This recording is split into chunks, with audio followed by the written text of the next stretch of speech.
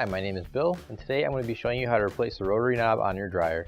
The reason why you might have to do this is because it's damaged or missing. Warning: before doing any repairs, please disconnect your power source.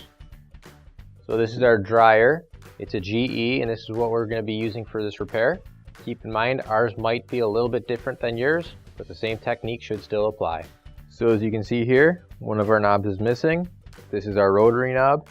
It's the exact same knob as this right here, but we want a new one. So what we're going to do is we'll grab our new OEM replacement rotary knob.